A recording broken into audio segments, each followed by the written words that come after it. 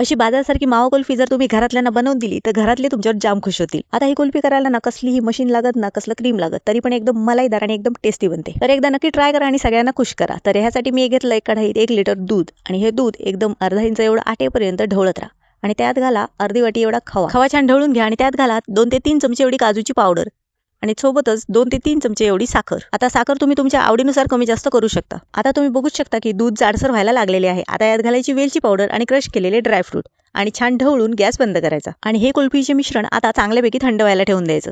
थंड झाल्यावर हे मिश्रण अधिकच जाड होते। तर हे कुल्फीचे मिश्रण आता आपण साच्यात भरून घेऊया। तर माझ्याकडे हे प्लास्टिकचे कुल्फीचे साचे होते। तर या सगळ्या साच्यांमध्ये आता कुल्फी भरायची आणि फ्रीजरमध्ये सेट व्हायला ठेवायची। कुल्फीला सेट होण्यासाठी साधारणतः 8 ते 10 तास लागतात। तर आता तुम्ही बघू शकता की आपली कुल्फी किती परफेक्ट अशी तयार झालेली आहे। तर आपली उन्हाळा स्पेशल अतिशय सॉफ्ट मलाईदार मावा कुल्फी तयार आहे। तर तुम्ही सर्वांनी पण ही मावा कुल्फी एकदा नक्कीच ट्राय करा। टमाटम खायला घ्या आणि पटापट माझ्या चॅनलला सबस्क्राइब करा। धन्यवाद।